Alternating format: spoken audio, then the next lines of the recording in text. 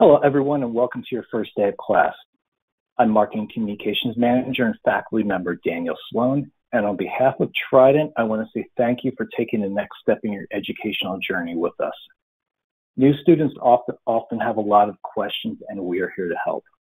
As a way to ease you into our unique student-centered model, we've designed this webinar that will cover all of the areas vital to success in your chosen program. Let me introduce today's presenters. First, we have Dr. George Del Hierro, who's currently a department chair in University College. During his time at Trident, he has worked closely with students in a variety of roles, including academic advising, financial aid, and academic probation support services. Dr. Del Hierro earned a PhD in educational leadership from Trident and has received numerous awards during his time at the university, including honors for communication and collaboration and student motivation. He is a passionate advocate for student success. Next, we have Tasha Cureton. She currently serves as a Student Success Advisor 3 and part-time faculty member. For the past 10 years, she has helped facilitate initiatives to improve student success, namely as senior manager in the Center for Student Success. From assisting with orientation to being a member on the Committee of Academic Standards, her passion is to help students reach their academic dreams. Just a couple notes before we begin the session. Although a portion of the webinar has been pre-recorded, you have the option to ask questions at any time. Look for the control panel on the right-hand side of your screen, find a question box, type in your question, and hit submit. The FDOC team is behind the scenes right now. Let us know if you have any questions. We'll answer them during the live Q&A session at the end of the presentation. Now I'm going to hand things off to Tasha to talk about student success tips. The floor is yours, Tasha. Thanks, Daniel, and welcome everybody. We're so excited to have you here.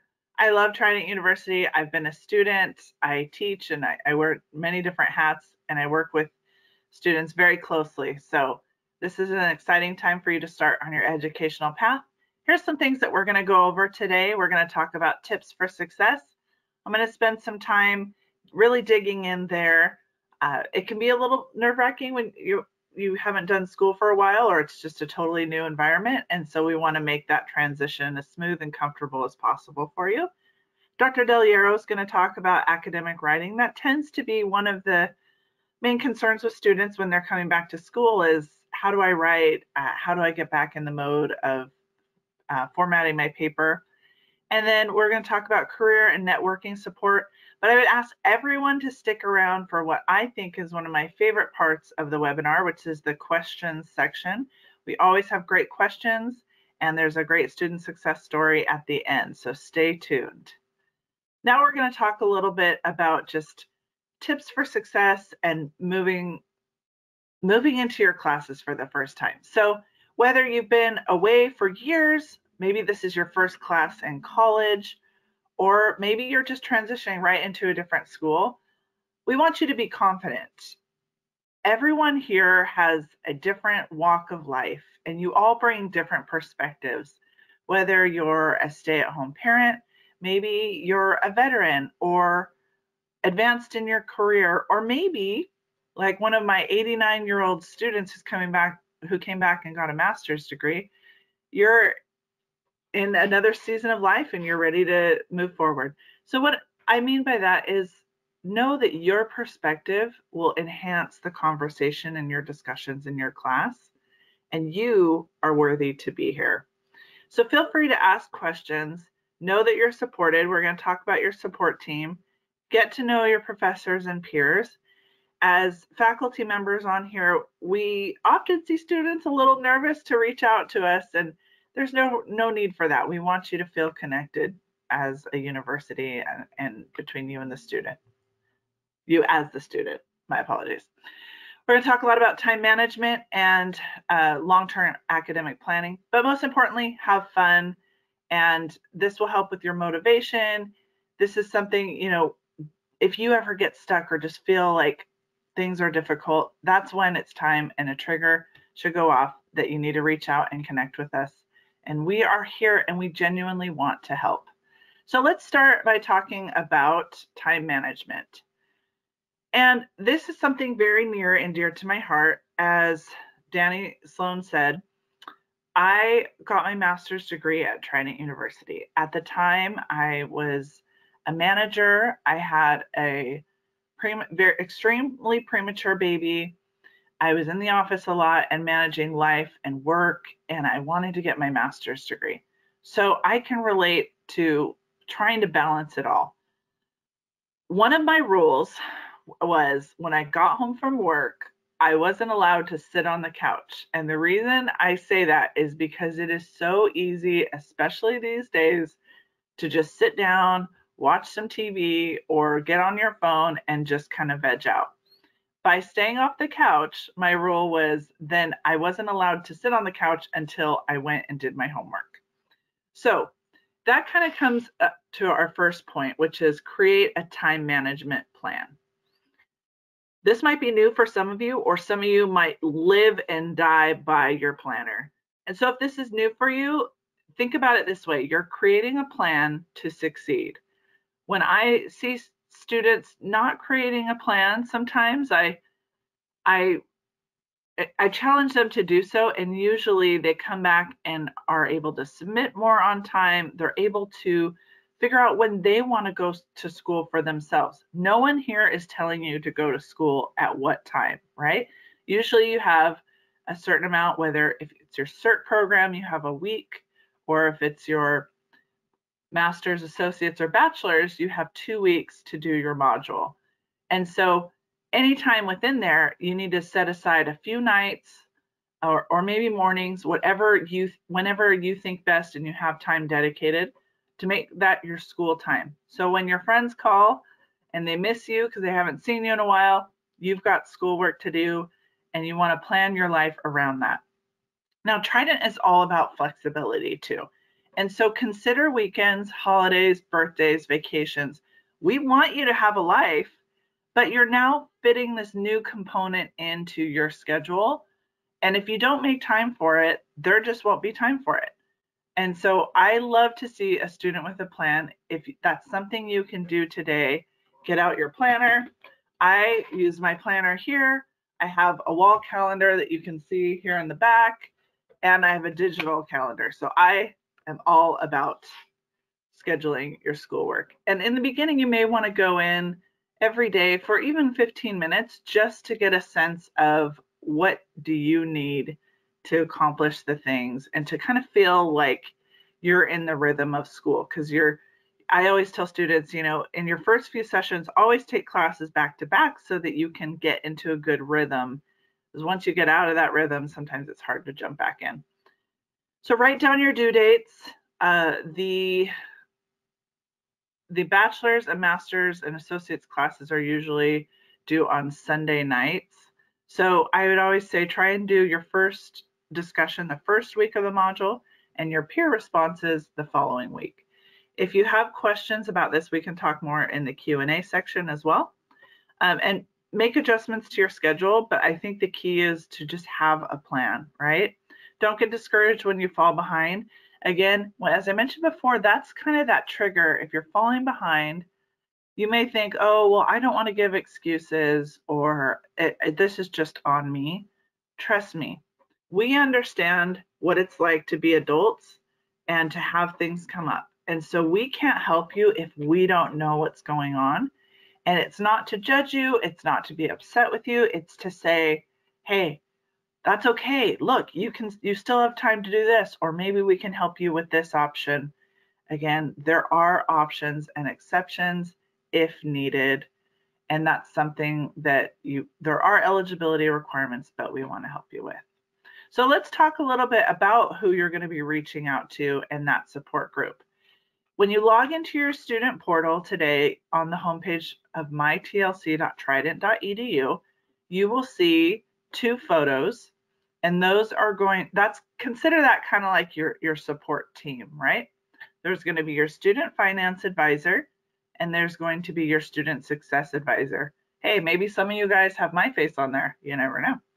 I do support a lot of students, and I love it. And so in addition to that, right now, if you've just started your program, you are working with your admissions advisor. You've probably built, hopefully you built a good rapport with them. And once they get you all set up in class and started in class, within the first 2 weeks, they're going to transition you over to someone like myself, a student success advisor, who is then going to become your point of contact.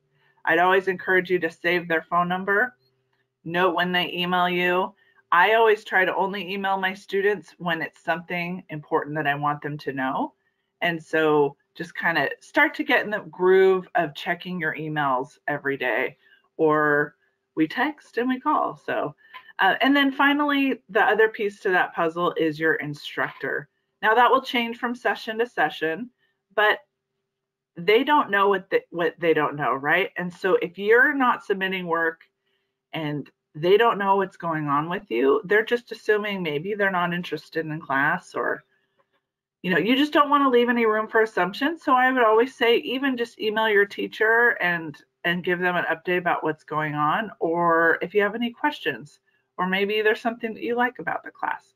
So just know that although you're alone in your room or at your desk doing your work, you're not alone. You are part of this bigger Trident family. And so I really hope that when you make it to our commencement and you watch the video or you attend in person, that you can see that you are a part of a much bigger, huge Trident family.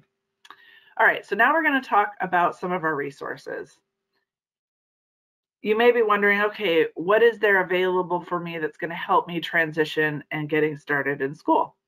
So in your mytlc.trident.edu portal, there is across the top several options, and one of them on the far right says My Resources. Here you'll see a list of resources available to you. Math and writing tend to be a big thing that students are concerned about, rightfully so. Usually students will be nervous about managing their time and writing and doing the academic piece. If you could manage your time, you've got half of the battle won. Now here's the resources that could help. We do use APA formatting as our general formatting style for the school for papers. Now, it is important to note that that's what we stick with, but it's depending on your assignments, it might not be required. Like in a math class, they might not ask that you do APA. We are in the transition right now. Some classes are using edition 6 and some 7. That is something that is in the process of transitioning. So I'd always ask your teacher, but the key is I would encourage you to start to get to know that. A quick Google search and you will find so much information on that. But don't be worried, don't be overwhelmed by it. Learning is a gradual process, right? And then the Turnitin guide, which is something to kind of help you ensure that your work shows as your original work. The next thing that we're going to talk about is tutoring services. So if you see on this next slide that you are in one of these classes, English 101, Math 101, Statistics and Math 201, Health Statistics, Operations Management, Finance, or any of the TUX courses, there is something, and you'll see on here on the screen, that's called free tutoring. What this is we've partnered with tutor.com. And so if you're like me, you stay up late and you do your homework after the kids are in bed and everything's done. And so you can access a tutor anytime, 24/7. And it usually takes about 1 to 2 minutes to connect, but it's a great option if you're just feeling like, I just need to ask a few questions, or am I doing this right? So I'd encourage you to use that. The next is one of my favorite options or resources, because it's something that I help facilitate. Every day I'm in this orientation helping new students answer questions, have discussions. So if you have not done that as of today, please go in and before you go into your class, complete the online orientation. You'll have access to it for up to 6 months after you start your program, but it's by far the best way to go in and learn the portal, learn the classroom, and how you can navigate, how you can find your teachers, how you can participate in discussion. You can practice submitting work to make sure that you do it correctly. And I'm in there every day answering questions and just making sure people feel comfortable. And usually the feedback is that, oh my gosh, this is what helped me and overcome that hump and feel comfortable. Next, we're going to talk about just kind of first steps to do. I've kind of laid the groundwork now, but go in, log in to your class, do your orientation, and take a tour of your class. There's not much that you can click on that's going to break your class, or there's really not anything that could break it. But sometimes people are a little nervous. Just click around. There's different ways to access different information. And so the more time you spend in the class, the more you're going to feel comfortable. Look over the syllabus, read the assignments, and post your introduction. I always say the introduction is the easiest part. You literally just go in and say, hi, this is me, a little bit about me. And then you get to read about your peers and see that you might have a lot in common or something to learn from the peers in class.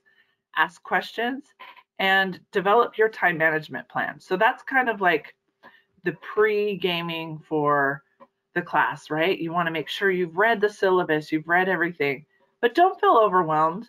I always felt in college, like the first week of class, that it was a lot of information, but then over time, you get reminders, you check your schedule, and you're doing good. And so develop that plan and check in with your advisor. I always, whenever I see a student that I don't know, I call them. I'm like, I need to know you because we haven't spoken yet. And I truly want to know them and what their goals are. So in summary today, you're going to log in, you're going to complete your orientation, you're going to introduce yourself in your class. And then I would encourage you by midweek, usually by Wednesday, to submit at least your Module 1 discussion post. That's different than your introduction. That's an actual assignment discussion post. Keep in mind, teachers are bound to a rubric. What is a rubric? It is a list of criteria that the student needs to meet for each assignment. And so you can see even in your class, okay, if I submit it on time, I'm going to get like full points, or, you know, they require this many words, so I get this many points. So always look at your rubrics. For all of our assignments, every module is 3 assignments. You're going to have your case assignment, your SLP, and your discussion post. Most classes have 4 modules. I think pretty much all of them. And sometimes your SLP might be a quiz or a paper. Your case assignment typically is a paper or an activity in that regard. Get to know your professors, set up your work area, and just be ready to go. And I would say as soon as you get your first discussion in, try to write a paper, maybe by the weekend, so that you don't have your case assignment, your SLP the second week of class. Or if you do both of them in the second week, it's no problem. But just make sure that you kind of know each day what you're going to be working on and submitting. And so my last advice is just really reach out, and we don't want you to feel alone. I always tell my students, I am full of the most random information. And so you don't know unless you ask. Maybe you can't find a resource in the library. Maybe you aren't sure how to set up text to get a grade notification.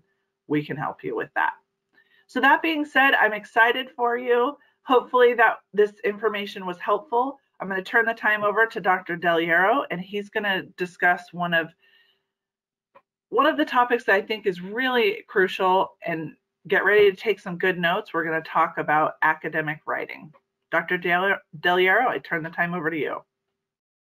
On behalf of the faculty, I just want to extend my warmest welcomes to all of you. It's always the most exciting time of the month for us to welcome in a brand new crop of leaders into the Trident family. And so we all look forward to interacting with you, getting to know you, and seeing what great things you accomplish in and out of the classroom. So this section focuses on academic writing. It's one of the points of concern for some students, especially who have been out for a while.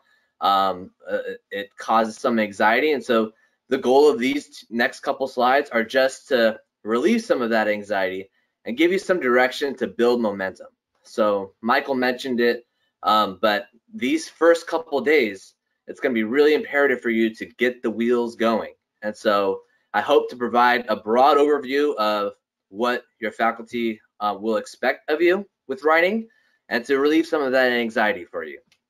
This first slide is just it's meant to frame your mindset for what the expectations are within academic writing and why and how is it different from what you might be used to within your military experience or business experience. So the three key differences that I want you to think about between business and / military and academic writing are the goals of writing, the process of writing, and voice. And so when you're in the military, so the first one is the goals of writing. If you're going to graduate from an accredited institution, you're expected to have a high degree of written and oral communication skills. And so that is kind of what we're helping prepare you for upon graduation. So the first point that I want you to think about is the goal of writing. So when you're in a business environment and when you're in a military environment, your goal of writing, the only purpose you're writing is for mission accomplishment and to accomplish objectives. The difference within what you're going to find in an academic environment is that the goal of writing is to help you become a better communicator. And so there are some steps and some areas that we look for as your faculty to help you become a better thinker and to help you become a better writer, a more effective writer. So for example, within the military and in business, you're writing to accomplish this objective as quickly and efficiently as possible. And when you're in your academic classes, we're looking for your logic and rational thought development of your ideas. So sometimes this comes out when you're answering questions as maybe a 1 to 2 sentence or a 1 to 3 sentence reply to answer a question, because you're in that mindset of answering the question and giving the conclusion as quickly and efficiently as possible. But that's not the only thing. That's actually not the most important thing that your faculty is looking for. It's not really what we're looking for. We're looking for the reasons why and how you came to those conclusions, your critical thinking skills, and your logic and your rational thought development. And so that takes more time and it takes more effort to lay out those arguments and to do the research from different sources and integrate the background readings into your experience to support your conclusion. So your faculty member is not just looking for the answer. We're not just looking for the conclusion. We're looking for your reasons why, the thinking and the evidence behind it, and your logic and your rational thought development. The second area of that's a challenge or the difference between military and business writing versus academic writing is the process of writing.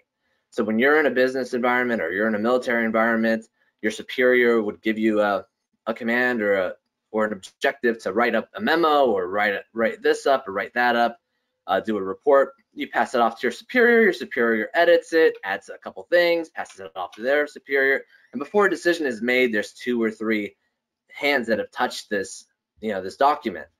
That's different than what you're going to find here and what your experience will be in an academic environment, because you are the single author of this document, of this assignment.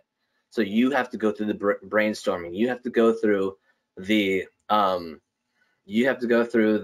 outlining and the editing and the drafting and the formatting, and all those things take time. And so you have to consider those elements when you develop your time management plan for these classes. The third key difference is voice. So if you haven't noticed, especially in the military, you're big on uniforms. I mean, you're dressing the same, you're often talking the same, and sometimes that comes out in your writing.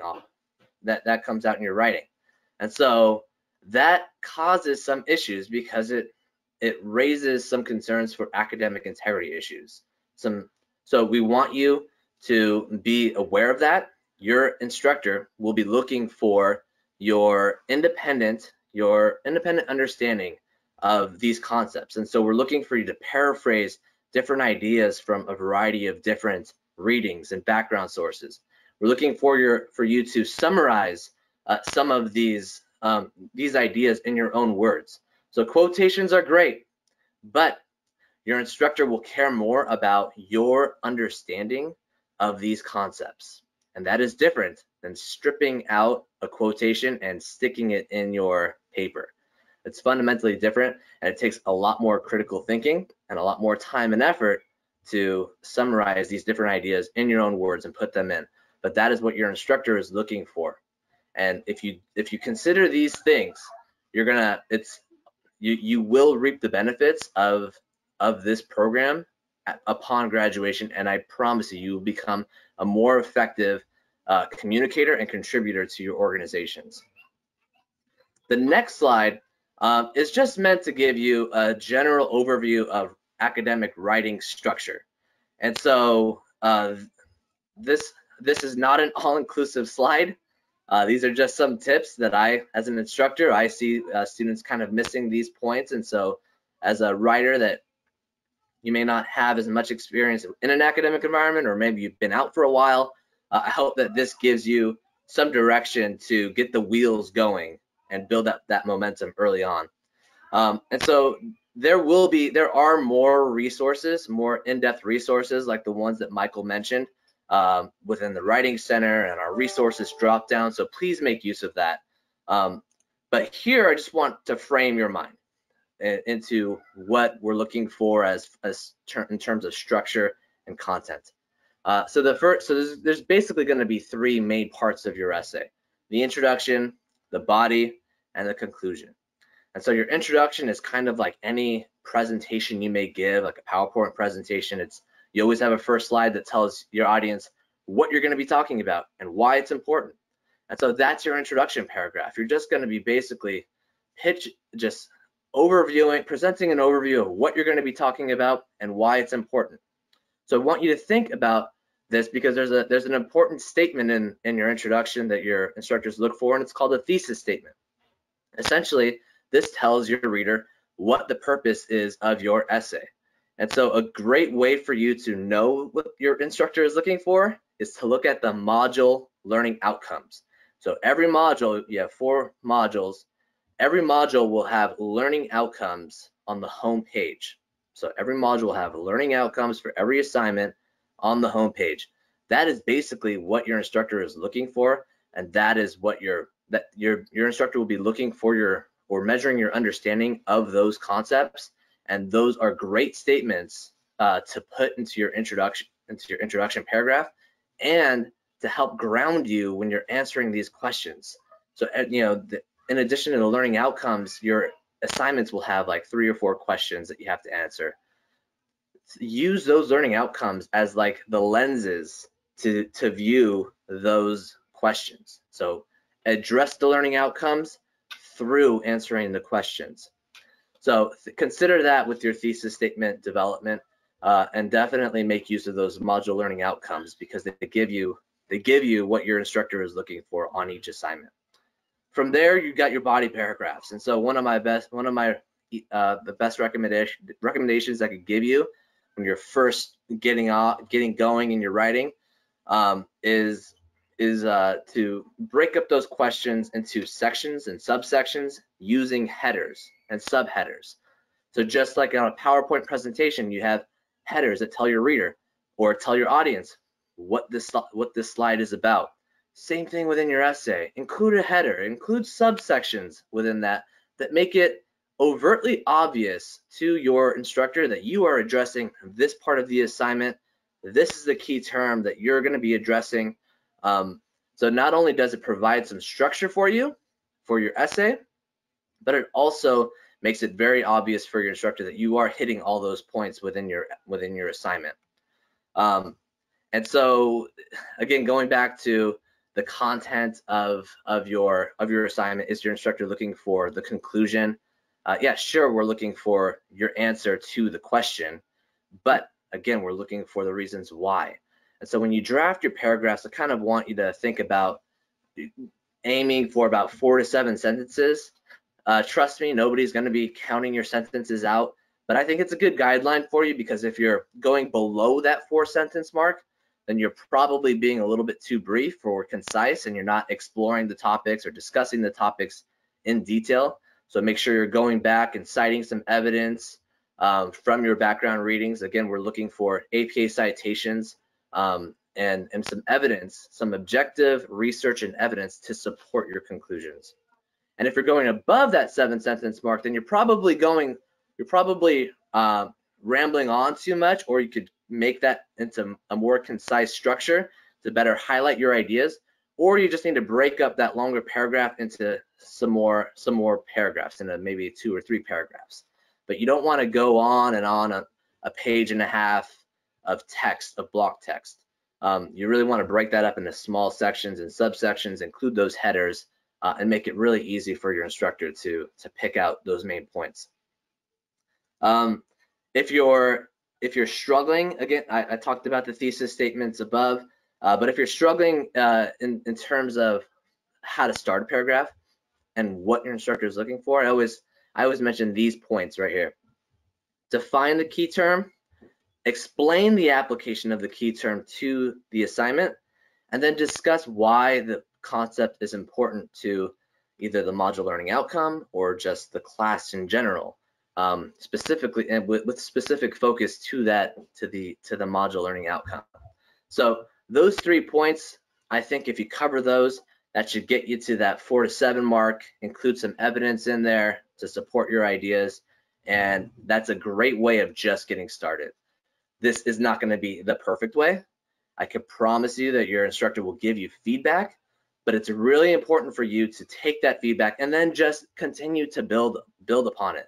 Your instructor is not looking for perfection. In fact, you shouldn't expect that of your instructor. We're here to make you better communicators and better critical thinkers. That's our value. That's our objective. And so when you explore these concepts in a variety of different ways by defining and explaining and discussing the value of these concepts, you're in essence exploring these concepts from a variety of different ways, and you're thinking about them in different ways. So consider that when you're drafting up your assignments. And then the conclusion paragraph is the last part of your assignment, and it really just reflects, it's just kind of like a reflection of your introduction. Your introduction is telling your audience what you're going to be talking about, why it's important, and your conclusion is going to be basically stating what you already have talked about and why that's important. And so they're mirror images of each other. Again, this is not an all-inclusive, these are not all-inclusive suggestions. It's just simply to get the wheels going, and over time you're going to receive more detailed feedback from your instructor to become a better written communicator, a better writer. And so I just highly suggest that you accept that feedback, and with willing and open arms. So I hope that helps. Again, refer back to the resources under the writing resources under the resources tab if you need some more in-depth advice. Always reach out to your instructor, because we love hearing from you and we love to support you in this process. Honestly, it is our honor to serve you. So please make use of us. Thank you, Dr. Del Hierro. We also have resources to help students outside of the classroom. First, there's Alumni Fire, which is for all current students and Trident alumni. The URL is on your screen now. This is a place where you can connect with other students, alumni, faculty, and staff to get advice on your education, career, and more. For more information, reach out to alumni at trident.edu. We also have Career One Stop, which is a source for career skills development, such as resume reviews, interview practice, and more. This can be accessed on the front page of your student portal right after you log in. If you have any questions on that, reach out to Trident for careers at trident.edu. That's Trident, the number 4, careers at trident.edu. And now we're going to move on to today's Q&A session. Yeah, did it once again. Started speaking without taking the mute off. So sorry about that, guys. But anyway, welcome to the new session, everyone. Thanks for joining us today with Tasha Cureton from our Center for Student Success and Nicole Macias from our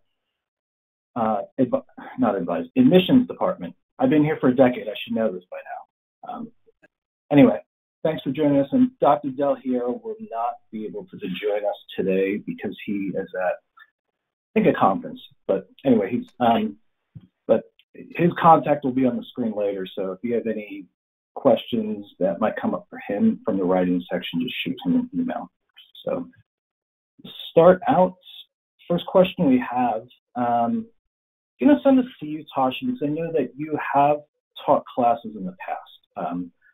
Have a student asking, what happens when you submit the wrong case to the wrong class? Like, for example, with someone here submitted their Tux 301 assignment to their English 101 case. Sure. And that happens from time to time.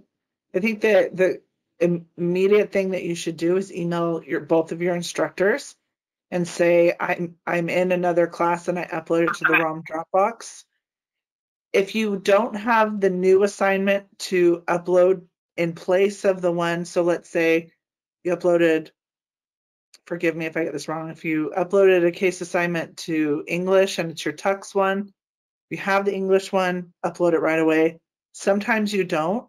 And so expect that instructors also have a a time frame in which they have to respond to the assignment that is uploaded. So let's say you don't have that assignment where you can just plop right in to the Dropbox. I know this is a very specific situation, but it could be a possibility that you would get a low grade from your instructor because they have to put something there. You might be able to upload the case assignment before they upload a grade, but the key is to involve your instructors, and sometimes it's good to copy your advisor on it and say, this is the error I made. And then when you have the correct assignment to upload it, and also let your instructor know so that they can replace the grade. We all understand that we make mistakes, and that's no problem. We just need to make sure that we're communicating about it, because if we make mistakes and we don't, then they don't know and they're grading what's there. Because there are times where students maybe just don't upload the right assignment and they don't ever do anything about it. And so an instructor might say, they'll probably comment, oh, this doesn't look like this pertains to the class, but I've seen it all. So communication is always going to be the key. And your advisors, I say copy them because they kind of track those issues if they need to reach out or help in different areas as needed. Good question. Yeah, I've seen it happen multiple ways where someone realizes it, and then there's been other times where someone will send something in and they don't realize it, and I put two and two together and realized they made a mistake and let them know. But I mean, your other class, just let your professor know, and that professor should be understanding, to Tasha's point, and not dock you permanently for that, what is just probably at most a clerical error. Well, and Daniel, something that I thought of when you were saying that is something that is good for those in the webinar to know is when Module 4 is due at 11:59 on a Sunday night at the end of class Pacific time, it's always Pacific time, that Dropbox closes immediately. So I always encourage students to get as far away from that deadline as possible. So if that's on a Sunday night, maybe you upload Sunday morning, maybe you upload Saturday. Anytime you upload to a Dropbox, you always want to make sure, go back out of the Dropbox and back in to make sure that that file is there. Because what you don't want is the class to close and you think you've uploaded it, or you think you've uploaded the right assignment and it closes. Because once it closes, you can't go back into that Dropbox and check. What will happen is your class won't be accessible for a few days, but once grades post, it will be accessible. to view feedback, but you will not be able to access that Dropbox. So think about it as like, you know, as you finish a class, let me check all my Dropboxes, make sure things look good. That's just an additional step to ensure that you're successful. You don't have to, but again, we've seen it all, so it's nice to just be a little bit thorough in that regard. Yeah. Nicole, do you have anything to add? I think those are great points. I would definitely, what Tasha was saying, please avoid that 11:59, you know, time. If we're kind of looking like we're gonna head towards that, that's what we're, you know, we're really, things are happening, maybe with family or work, and we just didn't have time to really get your assignments in right away. What I would suggest is proactively, you're almost already finished. Let's try to do an extension as well, just to kind of save yourself, maybe apply for that extension that we have. Still continue to reach for your goals, but we don't want the class to end at 11. We don't want an issue at 11:59 where we're calling in and we're like, oh no, I don't know if it went through. Please help. So if it's available for you, go ahead and just apply for your extension. That I would just definitely make that a point. Okay, great, thank you. And next question, let's stay with you, Nicole, on this. Do you have any tips for testing out of certain courses? It looks like the student's asking about our challenge exams.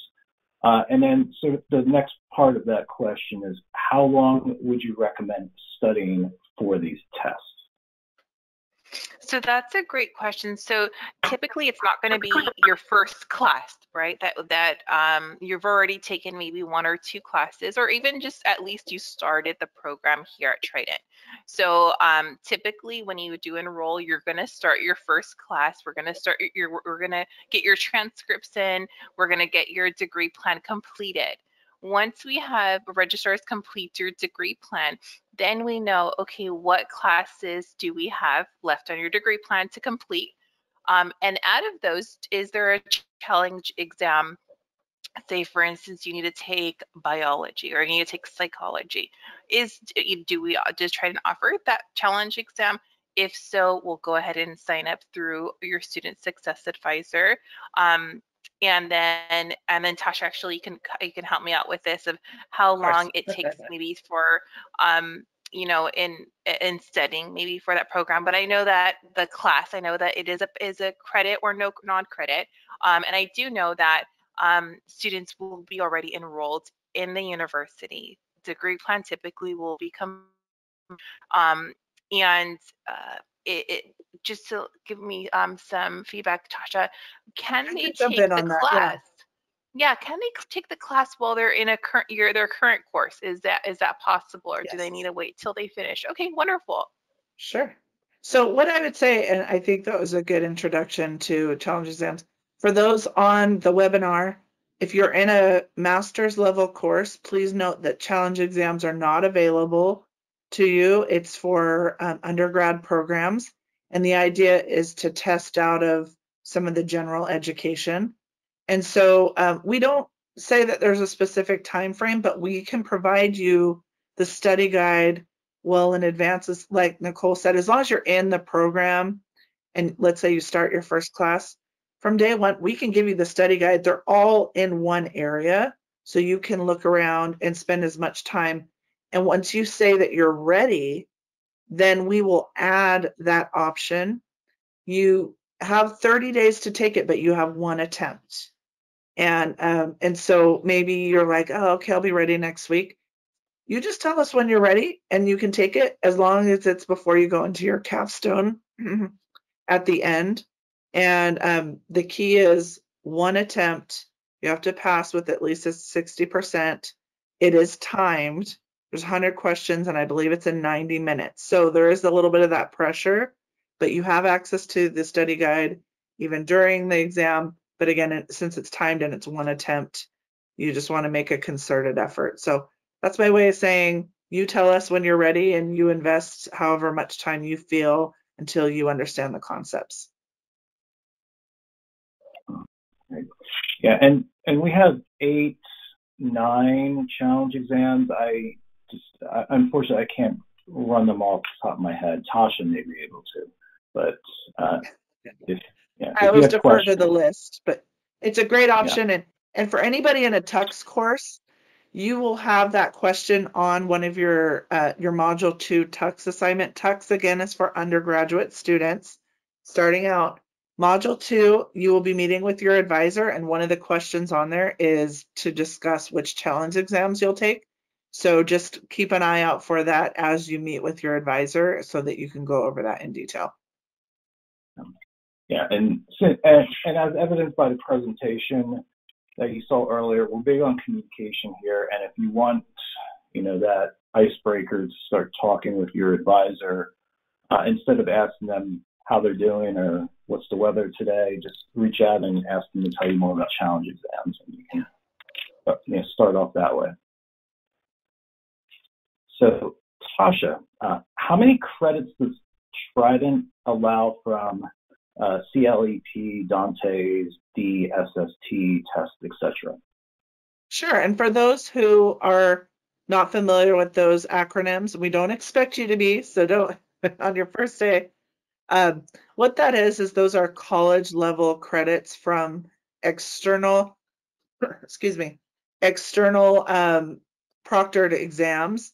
So we have a big military population who will CLEP out of a test, college level, or DSST or Dante's. So the cap is not how many will accept of those. You want to look at how many general education credits do you need, and then to work with your advisor on which ones will satisfy which general education competencies. So if you have, I would say if you come in with 200 credits to a bachelor's degree, you're not going to get all 200 transferred, but we're going to try and transfer as much as we can to meet your general education, because that's typically what it satisfies. There are some that satisfy some program core classes as well, but in general, at Trident for your undergraduate, and I'm assuming we're talking about a bachelor's degree, and I'll talk about associates. So a bachelor's degree at Trident, you have to complete 7.5 classes, which is 30 credits to meet our residency requirement to get a degree. Since our classes are we don't have half classes, it's usually about 8 classes. And that is usually your upper division. So if you come in with all this CLEP and Dante's credit, it can satisfy stuff on your general ed. But I would just, before you spend the time studying and taking one, I would always check with your advisor. And for an associate level student, I was just looking at this the other day.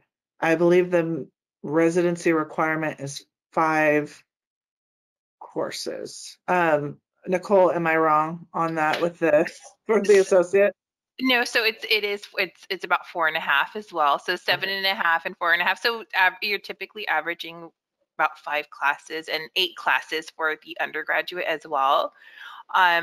But just like Tasha was saying, we have a really great evaluation department that will be happy to kind of look at what your previous credits, right? Your CLEPs, your Dante's, and maybe other college courses that you've taken in the past. We have many students who've been to several different colleges that they just want to get their evaluation done. Yes, sometimes they'll say, just like Tasha saying, well, I have like 200 credits here. But unfortunately, here at Trident, it is a resident requirement that students do need to take at least 7.5, 8 classes within that undergraduate to consider yourself a grad, to complete your program here at Trident. But yes, it is, an undergrad is about 7.5, which rounds out to 8 classes, because each class here at Trident are typically 4 credit hours.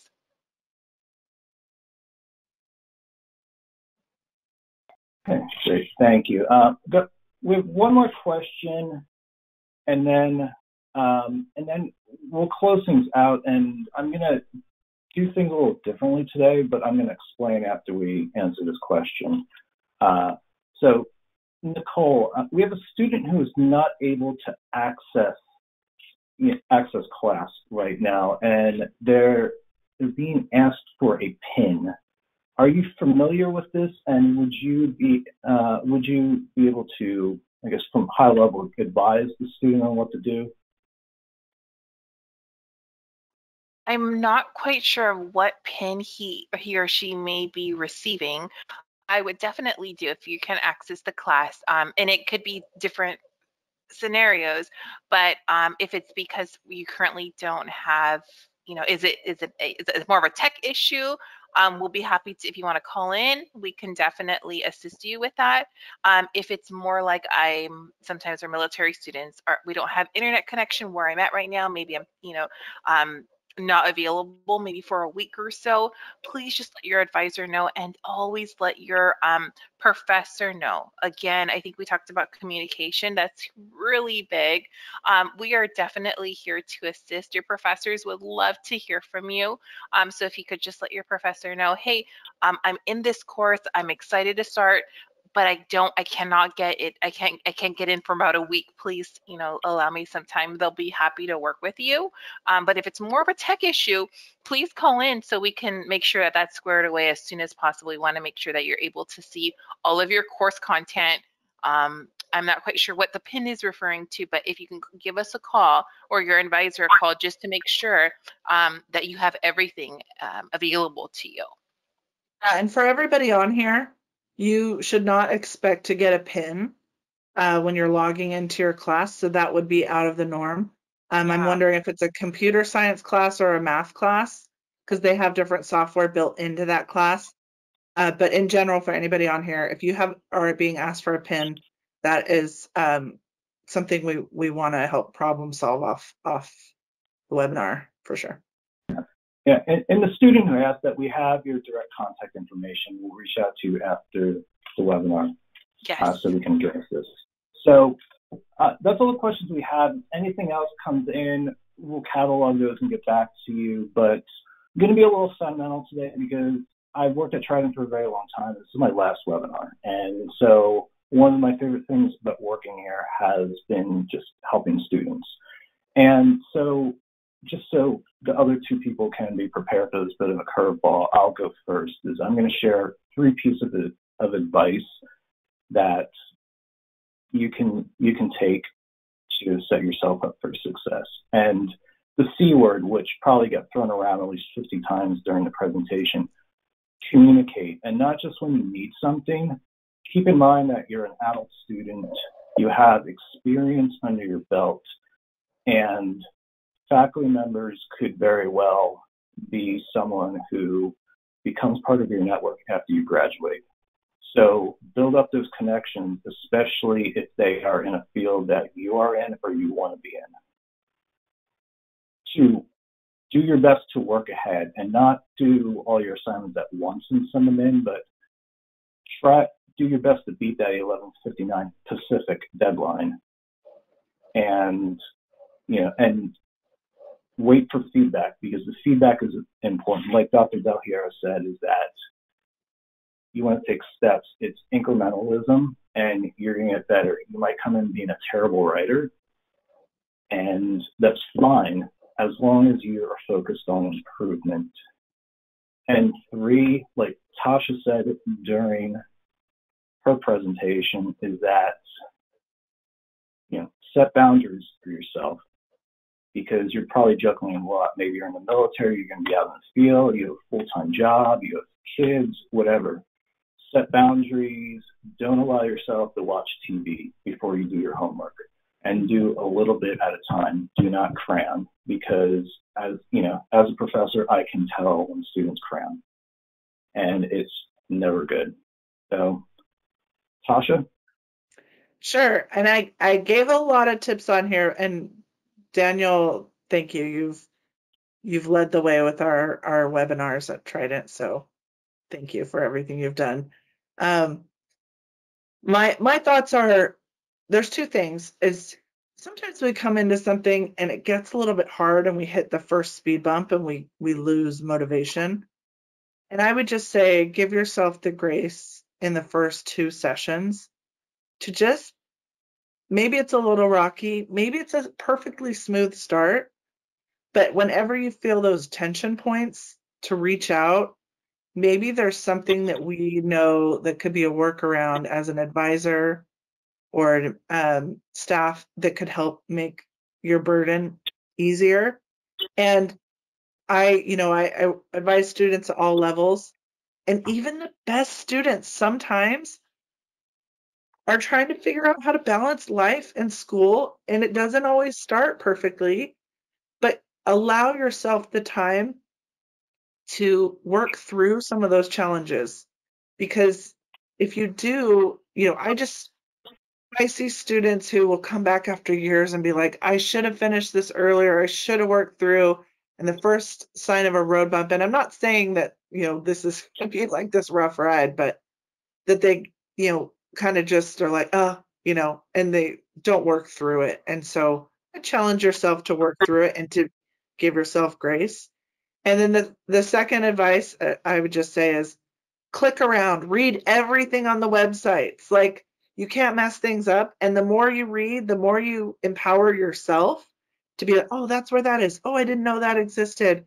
Because we can tell you where everything is, but there's still so much that, like, not that you have to read everything, but it's just is going to give you a better experience and help you feel like you're in control of your education when you are being able to find things on the website. So, and I always say, just click around on anything that you see, go down rabbit holes. Not that you need to spend all this time, but maybe just allow a couple minutes every day to just look for something new. So, Nicole, I'll turn it over to you. Yeah, I think Daniel and Tasha, you did both a great job. I think we've all three of us taken classes here at Trident before, and not only do we work here, we were students as well at one time. And so just like you both said, again, communication, it's that sometimes feeling like you're alone because it's an online program, but you are not. Trust me, we are all here. You just can't see us like a physical campus, but we're here. Your professors are here to help. I remember being a student, and at towards each question I had with my professor, she was like, keep persisting. That was her bottom line. Keep persisting. And I love that. It was just like, you're doing well. It's okay. It's okay. You might continue to ask me questions. We're all here to support you. You're not alone. Although it feels like, you're by yourself sometimes in your student portal. We have so many resources here for you. Your professors are excited to help. Your professors are actually sometimes wanting the questions, right? Because you may feel like you're by yourself. The professor might feel like, hey, like there's no one reaching out to me. Does anybody need help? So sometimes I just want to make sure and reassure that you are not alone taking your class. There's students in your class to support, to help each other out. There's your professor who wants to hear from you. They want to hear your questions. They want to make sure you're okay. Sometimes, we don't hear from students, and we don't know, are they doing well? So please check in. If you had the slightest question, there's no wrong question. We love questions. Just call or email or send something. So let's communicate together just to make sure that you are doing well.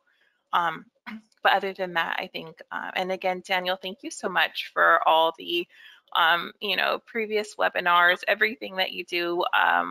You are appreciated, and we appreciate you so much.